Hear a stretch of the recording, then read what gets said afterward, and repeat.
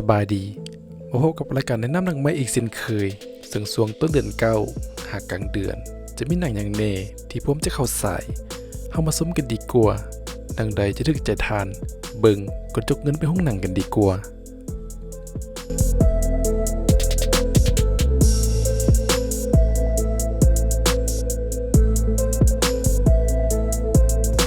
เรื่องทำอิฐมีชื่อเรื่องว่า Weathering with You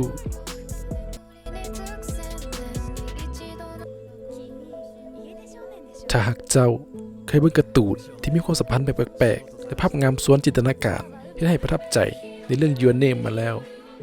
ห้ามพลาดกับเรื่อง Weathering with You ที่เป็นผลงานใหม่ล่าสุดของชินไคมาโกโตะผู้ที่สร้างสรรค์งานแอนิเมชันรุ่นใหม่ของญี่ปุ่นสู่เวทีแอนิเมชันระดับโลกโดยเรื่องใหม่ของเขาได้ใช้ชื่อว่าเทนกิโนโกะหรือ Weathering with You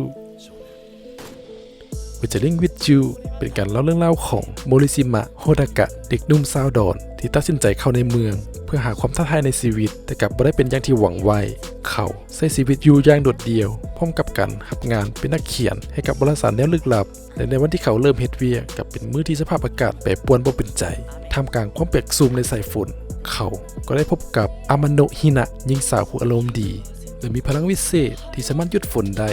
เพียงแต่อธิษฐานเท่านั้นจากนั้นความสัมพันธ์ทั้งสองก็ได้เริ่มต้นขึ้น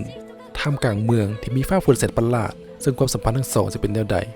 ข้อหนังดังกล่าวบุคคลพลาดหนังมีแผนจะเข้าสายในวันที่5 กันยายนนี้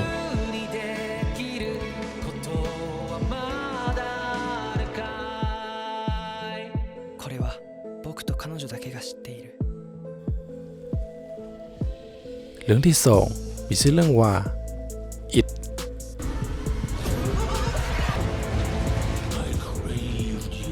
It คือหนังสยองขวัญที่ประสบผลสำเร็จอย่างล้นหลายจากนิยายสุดฮิตของสตีเฟนคิงมาสร้างเป็นหุ้มเงาอีกครั้งจนมาฮอดภาคที่2 It มีในเรื่องเล่าถึงเหตุการณ์หลังจากภาคที่1ผ่านไป27 ปี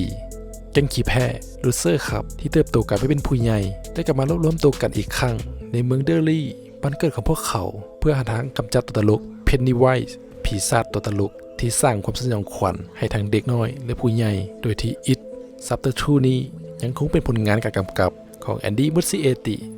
ภายใต้บทหุ้มเงาโดยแกลลี่ ดับเบิลแมน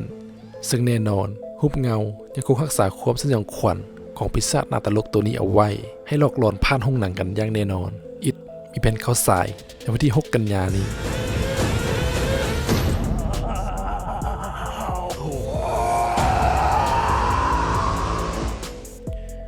เรื่องที่ 3 0.0 เมกะเฮิรตซ์หรือผีอยู่ในผม 귀신을 불러내기 위한 모든 준비는 끝났어. 피날레만 남은 거지. 0.0 เมกะเฮิรตซ์หรือผีอยู่ในผม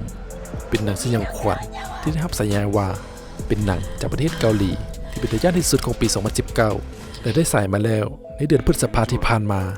ที่เกาหลีเองจนขึ้นชื่อเป็นหนังที่น่าย่านที่สุดและในที่สุดหนังก็ได้เข้ามาฉายในลาวในเดือนนี้ 0.0 เมกะเฮิรตซ์เป็นหนังเกาหลีอีกเรื่องหนึ่งที่สร้างมาจากการ์ตูนโดยนำแสดงโดยสองสาววง K-POP ไอดอลชื่อดังจองอินจีจากวง A-Pink และซองย่อจากวง Infinity มีเนื้อเรื่องเล่าถึงกลุ่มวัยรุ่นกลุ่มหนึ่งที่ได้เดินทางไปบ้านห้างแห่งหนึ่งเพื่อพิสูจน์ว่ามันมีสิ่งลึกลับเซิงอยู่หรือบ่และพวกเขาก็ได้เจอกับเหตุการณ์ที่บ่คาดคิดเกิดขึ้นระหว่างอยู่ที่นั่นและก็ได้รู้ว่าคลื่น 0.0 เมกะเฮิรตซ์เป็นคลื่นที่สามารถติดต่อสื่อสารกับวิญญาณได้แก่พบกับหนังที่ขึ้นชื่อว่าเป็นหนังสยองขวัญที่สุดแห่งปีของเกาหลีได้โดยหนังดังกล่าวมีแผนเข้าฉายในวันที่ 12 กันยายนนี้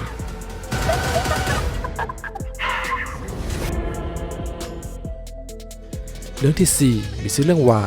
Once Upon a Time in Hollywood Once Upon a Time in Hollywood เป็นผลงานเรื่องล่าสุดจากผู้กำกับควอนติน ทารันติโนที่ได้ร่วมนักแสดงนำจากค่ายฮอลลีวูดหลายคนมาเจอกันและหนังดังกล่าวได้เปิดตัวสายห้องปฐมฤกษ์ในงานเทศกาลหนังนานาชาติเมืองคานในปีนี้ได้รับเสียงตอบรับดีสมควรพร้อมกับย่องย่อว่าเป็นหนังคอมเมดี้ที่สุดยอดหลาย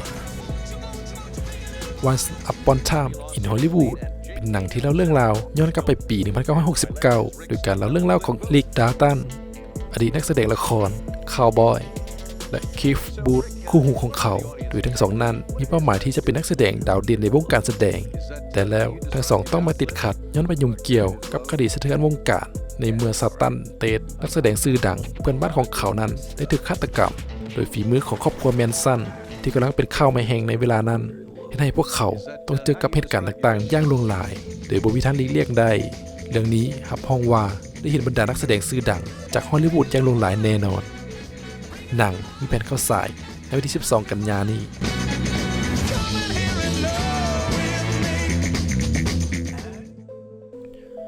ปิดท้ายกับหุ้มเงาเรืองมิสเตอร์ดื้อกันท่าเหรียญคำมิสเตอร์ดื้อเป็นหนังแนวตลกจากประเทศไทยมีในเรื่องเล่าถึงเรื่องราวของดื้อตัวละครเอกของเรื่องเด็กหนุ่มที่พยายามกันว่าให้ใครมาจีบลินหน้าสาวของตนโดยที่เขา